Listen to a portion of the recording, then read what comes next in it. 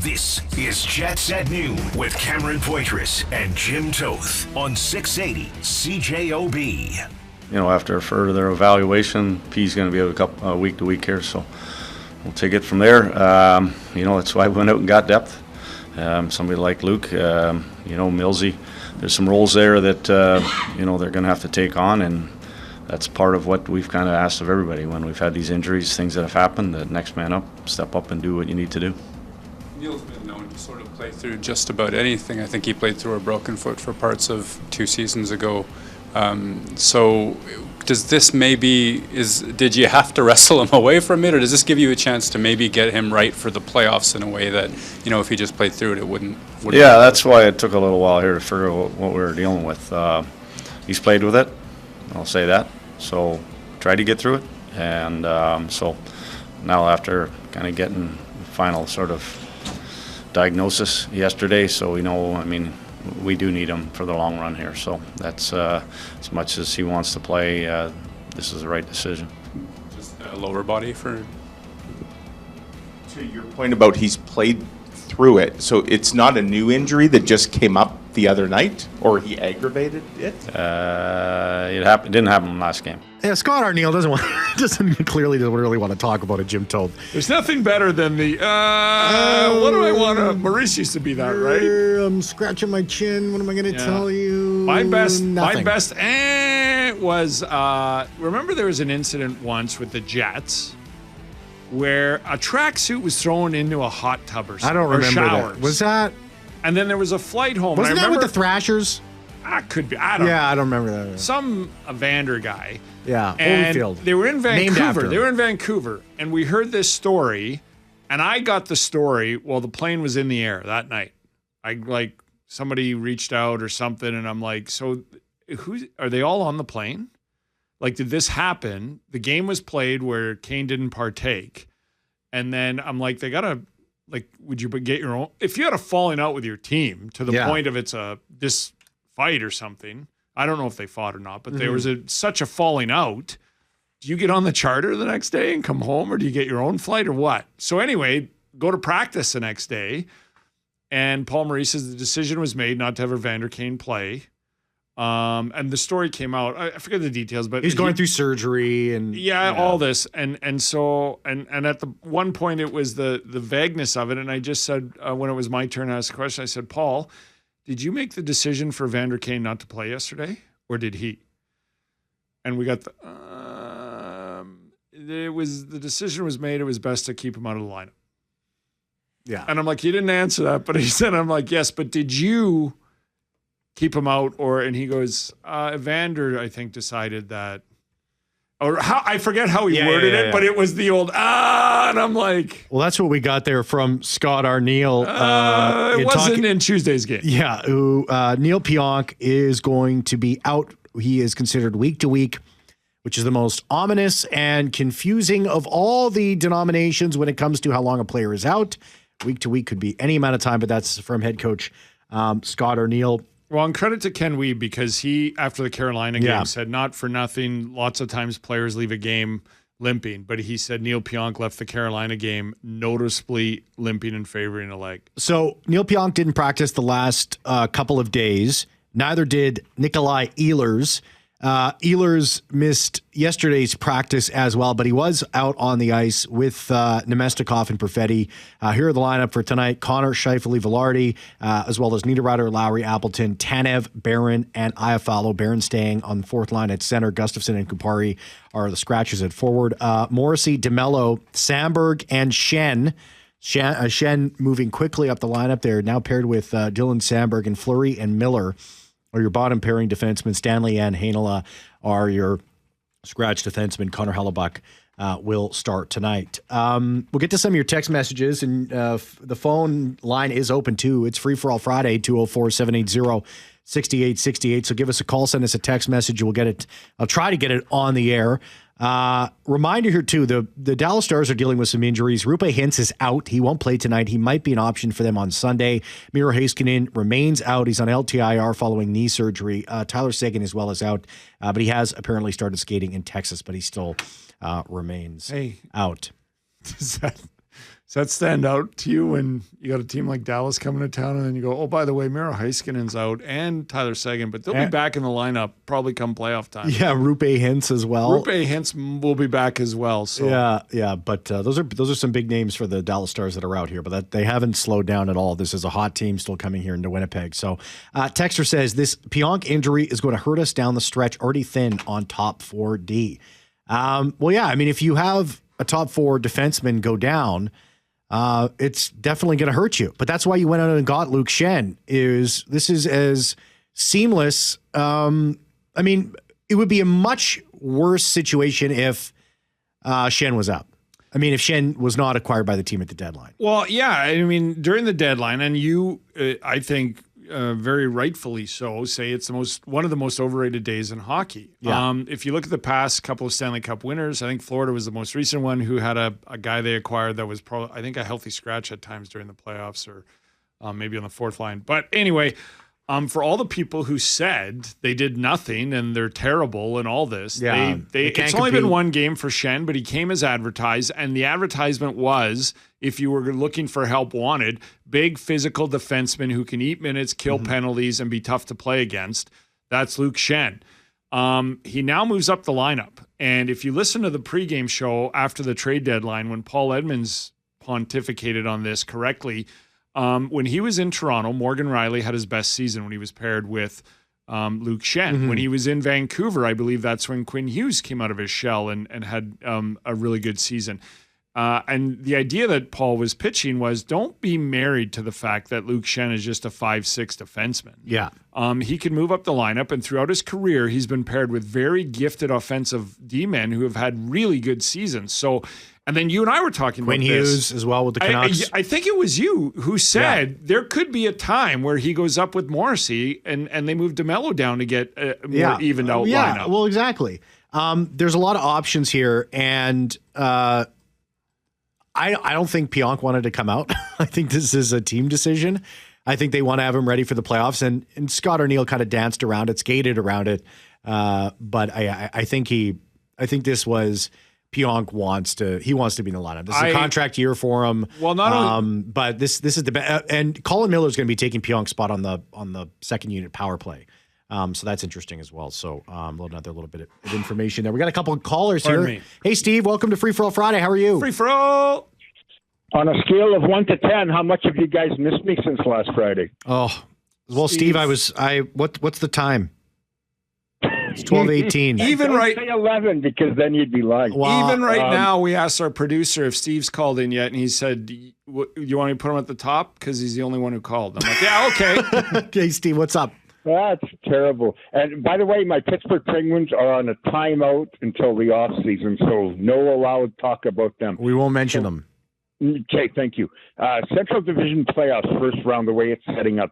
Unless I'm not too bright, but unless I'm mistaken, the Jets are pretty much set to play either the Flames or the Canucks in the first round. Is that correct? Well, no, not really. There's a lot to be decided. There's a lot to be decided. I mean, we talked about this yesterday, and this was on moneypuck.com, who kind of is a big analytics site, and it was too close to call, where you had essentially Calgary, Vancouver, St. Louis, and Utah all like essentially in a too close to call situation where, I'm being serious, between like 30% to like 20%, all those four teams of them making the playoffs. So it is way too close to call between those four teams now in the West. Here it is, Steve. So Minnesota has an 8-point lead in the first wild card over Calgary.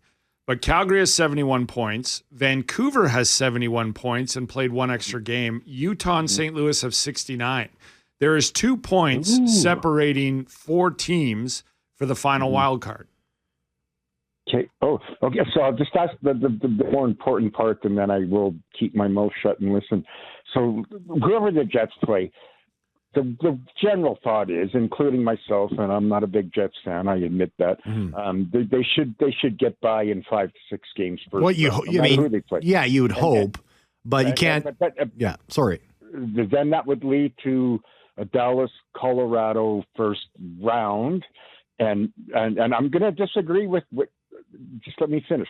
So Dallas, Colorado could go 7 games, triple overtime, game 7. That's very that's quite possible. So a lot of people are saying, wow, they'll have nothing left. They'll be exhausted. They'll have, beat the you-know-what out of each other. But I respectfully disagree with that opinion. I think that whether it's Dallas or Colorado that comes out of that first round, they're going to be given a jolt of energy. And I think the Jets better beware of either Dallas or Colorado in the second round, because that team's going to come out full of energy. And I know they might be a little tired and beat up, but yeah. Yeah, no, Steve, that's a great thought. I'm going to hold off on answering it because we have to go to a break, and we'll answer it when we come back following sports. Okay, so you stay tuned. Everyone else stay tuned. Weekend. All right, take care, Have Steve. a I great weekend, want to Steve. Thanks Jim, for I the want to call. get your thoughts on that, but I want to make sure you have enough time to actually get into it and flesh it out. No, I'm going to tune in and listen. Have a great weekend, guys. Thanks, Steve. We appreciate it. Yeah, absolutely. We got some more callers on the line too. We'll get to them as well. And just to back up, I went back on moneypuck.com. Utah 31.6% to make the playoffs. Vancouver as well, 31.6% to make the playoffs. Calgary 29.9%. St. Louis 20.2%. So it is much too close to call as to who's going to grab that final wildcard spot. Let's take a break. Let's come back. We'll expand on those thoughts from that Steve just going in about that boost from if it is Dallas and Colorado in that 2-3 Central Division playoff round. Is that going to be a boost? Are we talking too much about it, or is it are they really going to beat the crap out of each other? I have a thought on that too. I want to touch on that as well. Thrashers great, retires. Part of this organization as well. He's actually been in record holder. He's been in the. We've talked about him more than once over the last little bit. So fan favorite, announcing his retirement. In Atlanta. Yeah, only 8 seasons there too. And also, what would you do for your son, Jim? Would you do this to your boy? I would do anything for him. Okay. But Well, I'll ask you if you do this. But I won't. Well, maybe I will. Don't go anywhere. We'll be right back. We'll talk. I'll tell you what I mean when we come back. Jets at noon with Cameron Poitras and Jim Toth on 680 CJOB. We'll get to some calls and texts in the next segment, and we'll get your thoughts too on Jim on what Steve brought up about a boost from winning a big series. If it's Dallas and Colorado, that's how things end up, which is the odds-on favorite. If you look at the odds, that's the most likely scenario. It's not a guarantee it's going to happen. Will it give that team a boost instead of just, being too hard and beat the crap out of them? We'll discuss that when we come back after 12:30. But Ilya Kovalchuk has announced his retirement from hockey. The Thrashers legend. It's always funny. It seems like an oxymoron to attach Atlanta Thrashers legend to anybody. But he would be a legend. Yeah, drafted first overall by the Thrashers in 2001. He spent time with the Devils, the Kings, Montreal just for a cup of coffee, Washington for a cup of coffee, and he spent the better part of 6 seasons in the KHL in Russia. But of course, he's been recently in headlines. We've talked about him a lot because he surpassed Mark Scheifele surpassed him for the all-time goals in Jets Thrashers history. So bon voyage, Ilya. You know what? I really dig stories like this. Yager's another one, but just in general, not even the superstars that just love to play, so they keep playing, right? Yeah, not a Hall of Famer, though. Well, he's not a point-per-game player, either here or there. Now, that could be blamed on... He's only got 876 points, not even 1,000 games. He had a good couple seasons. He probably would have played everything in the NHL. Probably, yeah, but... He would have been a point-a-game player in the NHL, yeah. Yeah, But that's what I mean. He's not a he's point-a-game player here or there. I don't know. He's a debatable guy. We'll be right back. I mean, it's obviously going to be a pretty exciting game. We're looking forward to it. We're looking forward to the challenge. We know they have a really good team over there. The games against Dallas in my 10 years here have always been really fun to be a part of. So it's going to be a challenge that we're ready for. We know that we've had to clean some stuff up in the last little bit, but I think this is going to be as close to playoff type game as you can get with 16 games to go, or whatever it is. Nikolai Ehlers missed the last 2 practices. He's in. Neil Pionk is out. He's considered week to week, battling something for the last little bit. Braden Shen moves up the lineup to play with Dylan Samberg. Barry, we'll see you on the line. We'll get you in just a second here, but I want to get your thoughts on what Steve was talking about. The thought that whoever finishes in those 2-3 spots in the Central Division, whether it be Dallas or Colorado, that's going to be a real tough series. And, those two teams will, quote unquote, beat the crap or beat the snot out of each other.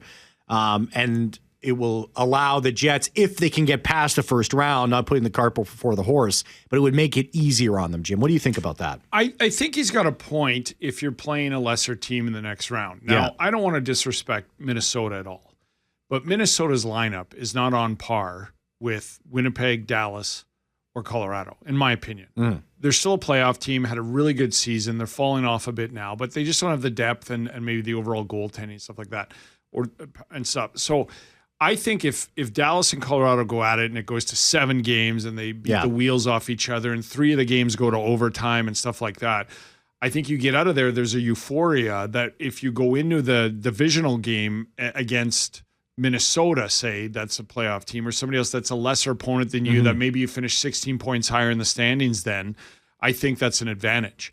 I think it's not an advantage if you play a team that's equally or better than you. Yeah. So if Dallas and Colorado go at it, and you can debate all you want if Dallas, Colorado, or Winnipeg is the best team in the West or the division, but when you have a team that's just as good as you, like say Colorado and Winnipeg played in the first round, and it goes to 7 games, double overtime, and Colorado comes out and they have to play Dallas, I don't think the euphoria of getting through that first round is going to help you.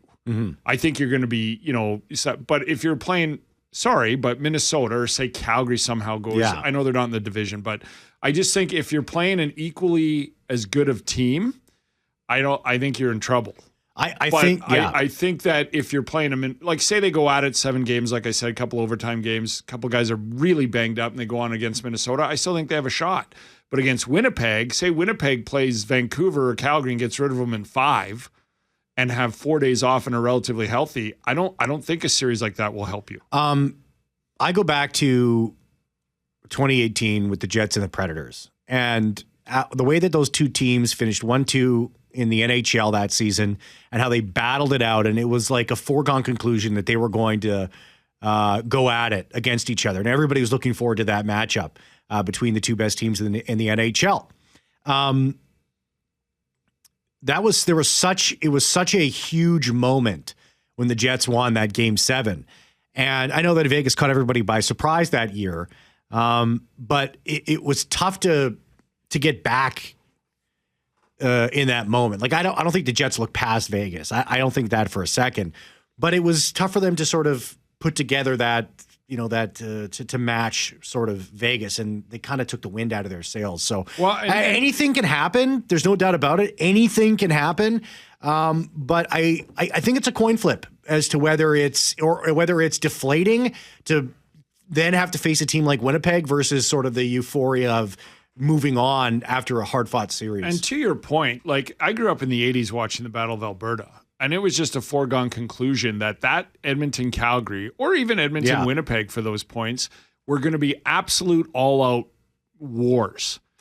But then once they got out, it was a cakewalk because they were basically playing the best team in a round, right? So when the Oilers would come out of the Battle of Alberta, or even the series with Winnipeg, they would just plunk Stanley Cup. Sorry, and people will say, and I know the Flyers won when Hextall won the Conn Smythe. That was a little more difficult, but no series I saw in those 80s were harder than the ones when they played those. So it's all hit and miss, right? But I think it would, if Winnipeg can get out of the first round and face whoever comes out of that, I think Winnipeg could have a strong advantage if everybody's healthy. Let's go to the phones. Barry, you've been waiting very patiently on Free For All Friday. How are you? Thank you so much. Good. How are you guys doing? Doing great. What's your thoughts? Hi, Barry. Good. Listen, this no trade, no move. I don't understand it totally, but I don't think it's a good thing. I'd like the NHL to prove to me how it's not a disadvantage to Canadian teams. There's other teams that get advantages on that. I believe they do. Yeah. They should, but you guys mentioned earlier about modifying. I'm all for that, or they should drop it. And then you'd have parity in the team. Because there's too many teams bad-mouthing other teams, and so I don't want to go to that city. Winnipeg, I'm from Manitoba, so I know Winnipeg's on the top of that list. I'm pretty sure of it. Yeah, they are. And it seems like the players are running the show now. It's just, that's it. I just don't like it, and I think it should be gone. Definitely, at the very least, modified. Yeah, I would push for a modification to change it. I don't know the exact answer on how you could change it. We were talking about, the Jets can only be on a third of all no trade lists. What kind of system can be worked out? Maybe limit the amount that each team can make. Make no trade clauses a part of that contract. I never think I do not think the players, because the CBA is coming up. I don't think the players for 1 second are going to be willing to give something like that up, and it's kind of a give and take. This is how negotiations work. But I definitely think it needs to be modified, because it's a huge disadvantage for teams like Winnipeg, particularly the fact that they're on 90% of lists and they still have a first place team. So there's nothing really you can do about it. They're just Winnipeg will exist on those lists no matter what happens here. Having talked about this the last couple of days, Barry, it reminds me of when 2011, when the team was coming from Atlanta, these discussions took place. Like, this would have been, I don't know if it would have been in May when the deal was done, or if it was in a month before or a year before, but as Mark Chipman was doing the work to do this, I promise you the conversation would have taken place at some point, maybe a year prior or months prior, that, you're in Winnipeg, it's going to be tough. And he's like, we're okay with that. Like, this was part of it's not like the NHL ignored this going into this. That True North is well aware that this challenge would have been there long before they actually got a team. I think that this would have been discussed and brought up. Yeah. It doesn't make it right. No, I agree with you. I'm more on the tax thing, right? Like, I've always downplayed the tax thing because there's only 5 teams. Well, so have I. But... And there's only with 5 teams, there's only so many players that can go there. But then you fast forward, I've kind of softened on that a bit, because Ranton goes, I'm going to go to 4 teams, and one of the 4 teams is Canada. But if I go to that team, they have to pay me 1.75 more per to offset the taxes. If a player is thinking that way, then the league needs to think about it. Well, I think as the dollars have gotten bigger, I think that there's a lot of very smutty money people in the National Hockey League that are working for a lot of these players. And I think that for many years, I don't think it was a big issue. But now that the dollar signs are getting to such high levels, it's really starting to significantly hit the bottom lines of these players. And so it's becoming a bigger and bigger issue. And I am the same way as you, Jim. I totally downplayed it. I said, it's not that big of a deal. It's a couple bucks here and there. It's a factor, but it's not greatly. It is becoming a real major factor. And if the NHL needs to tackle one of those two things, and the owners and the ownership and the teams have to put their foot down on one thing, it's got to be on the tax-free states. Because Florida and Winnipeg are in the same boat. You could not get a player to go to Florida unless he wanted to save it or extend his career. Yeah, it was for 20 years. I could not believe when you said that. I thought that would be a destination for most players. I really did. Well, they were so bad. For 20 years, nobody went to games. Anne Murray was the only one in the stands. She was a season ticket holder. But and you could get tickets for $20 and stuff. But the old adage is, if you build a winner, they will come. Well, now they've built a winner, and players are requesting going there. Seth Jones, Mikko Rantanen puts it on his list. Winnipeg's built a winner, and nobody still doesn't want to come here. On the no trade clause that you talked about modifying it, what does it take to bring that to the table so that they would actually look at it? Well, I would take somebody in the negotiation room to say, this is something that we really feel strongly that needs to change. It would take the players to go, this is benefiting us if we have more places to go, where there's a thing where $9 million in Florida is 10.75 in Winnipeg. And the extra 1.75 per year doesn't count against the cap. Yeah, or you'd have to give something else to the players to take something like this away. The problem with that is how taxes fluctuate. Mm-hmm. So say you get a new CBA next year and you go, if you go to a high-taxed province or state, the extra money on a contract will not go against the cap, and you get to help offset your taxes that way. And then 3 years into that 7-year deal, everybody's taxes change. Yeah. Yeah. Well, it's going to be interesting with a 60-cent dollar, that's for sure. Way too much math on a Friday. That is a much bigger. It's too much. Yeah. Listen, guys, one last question, I'll let you go. Yeah. The 60-cent dollar, Barry, is a way bigger concern. Way bigger concern if that's what the Canadian dollar ends up. That is a massive. That is the number one issue. That's the number one issue. But go ahead. But listen, here's my last question for you today. When the Jets came back to Winnipeg in 11, I bought a couple bottles of Crown Royal whiskey with the Jets logos on it. They're still sitting here. They're getting dusty. When the hell am I going to drink them? Hopefully this year. I hope in June you'll be cracking it open. Yeah. We got to win first place, and we'll be good. You invite Dave Grohl up here because he loves Crown Royal, and he'll crack those for you. Dave Grohl's in No, some he can trouble. come to Gimli. If we win, he he might can need a come place to Gimli. stay. I'll give him a shot. Thanks, Barry. Take care. Thanks, very good stuff. And one final point about that is Nikita Kucherov is making 9.5. Yeah. Because it's tax-free in Florida, and it was real easy to re-sign. Even at 9.5 when he signed that, some people said, well, that's a lot, but it's still not crazy. But the reason he did that is because the other places he could get 11 have taxes. Yeah, and he wanted to stay. Lachlan's on the line. Hey, Lachlan. Oh, hey, guys. Hey, what's up? How's it going? Good. Yeah, so I am, I've lived in BC for most of my life, but, and I'm around Canucks fans constantly, and the potential of a Canucks-Jets first-round playoff matchup is incredibly intriguing for me. I'm gonna be in Winnipeg in the last weekend of April, and I'm really hoping that I'll get to see get to go to a whiteout game. But I lived for parts of my life in BC. I think if you put it all together, I think it's about 6.5, 7 years of my life. No one hates Canucks fans more than no one hates the Canucks more than Canucks fans. Yep. They hate their team more than anybody. I mean, Flames fans, Oilers fans, I think the Kraken, no one comes close to hating them more than their own fans. Their fans hate the Canucks. They hate them. Yeah. Yeah. They despise their own team. Yeah. And no organizations fans talk about a sixth defenseman or a fourth line forward more than Jets fans. It's true. Yeah. I just want to say, I think if the Jets can avoid Dallas and Colorado first round, I do think they'll have a massive advantage. I know you guys were talking about that, but Dallas and Colorado, I think that series is almost definitely going to go to 7 games. And if the Jets can take care of the Flames or Canucks or Blues or whatever in 4 or 5 games, then I think that just gives them like a week of extra rest, and they'll be waiting for them when they come in.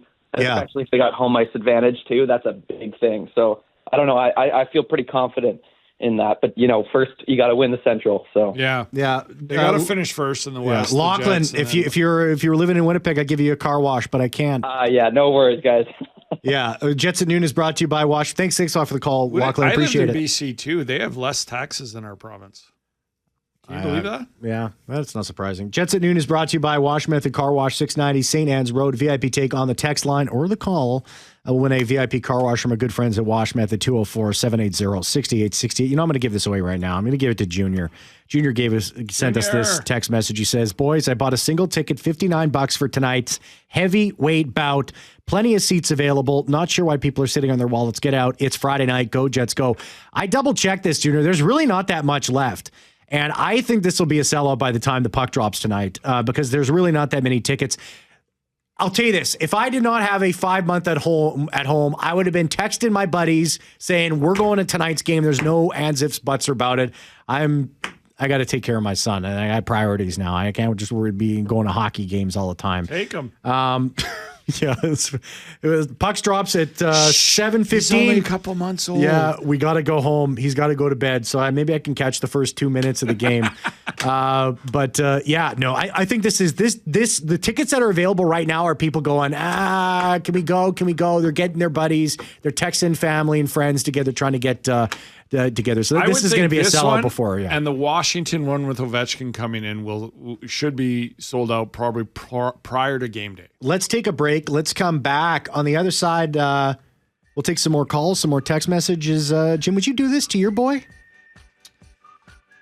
Set him free? Could be construed as that. We'll be right back. I'll tell you what I'm talking about. Yeah, it'd be a good life lesson. It's at noon with Cameron Poitras and Jim Toth on 680 CJOB. Jets at Noon brought to you by Wash Method Car Wash, our good friends over there at 690 St. Anne's Road. Sorry, this is great text. Anybody talking about Vegas or the Oilers catching the Jets? Not the Oilers. They've won 3 of their last 11. They're in free fall. I mean, look, is this once you get in? Yeah. Other than Calgary, Vancouver, I think even Minnesota could go on a run. Yeah, no doubt about it. Utica Comets GM, of course, Utica Comets are an AHL franchise of the New Jersey Devils, if I believe. And I am correct about that. GM Dan McKinnon has traded his own son, Will, to the Cleveland Monsters for future considerations, which most of the time amounts to nothing. when I actually, Elliot Friedman with Sportsnet did this, and he was talking about, somebody asked him, he's like, what does future considerations mean? And he's like, well, in some cases it's like sometimes it's a 7th round pick every now and then if two teams ever, get together and make a trade in some situations, but for the most part, most of the time it's nothing. It's nothing. Future considerations can quite often be months later. A guy goes, I had a guy retire in the ECHL, and he's like, okay, we'll take this guy. Yeah. It's just literally a warm body. So Dan traded his son, Will. Will is a defenseman. He's got 4 points in 42 games. He's +3. He's spent some time in the ECHL. Utica is last place in their division. The Cleveland Monsters, as of right now, are in a playoff spot in their division in the AHL. What do you think? How do you think that call went? Hey, Dad, what's up? How's it going? Do you think it was like, we're grabbing a hot dog after this game? I thought we were going for dinner. Oh, no, son, we're not going for dinner. You got a bus to catch to Toledo. Here's your bag. Or Utica, I guess. No, he's leaving Utica. Let's go to Cleveland. I mean, it's the future considerations that, otherwise it's business, right? I get it, whatever. Yeah. But when it's for nothing, that's the one that... Is he trying to say, hey, boy, I'll get you into the playoffs? You don't think this summer at a barbecue after a couple pops, he's like, Dad, not even some pucks? What do you think they're saying to me down there? Well, and he's like, even at this, you could have called me. I had to find out on Twitter. 20 years from now, maybe some bad health. Gotta toughen you up, kid. I value you so much. I'm so proud of you. You didn't 20 years ago. You didn't value me at all. Jim told to take you all the way till 2 o'clock. Thanks everybody for participating in Jets at Noon. Jeffrey Fortier, you're the best producing the program. That's it for me. Be back same time on Tuesday. I'm off Monday. See ya.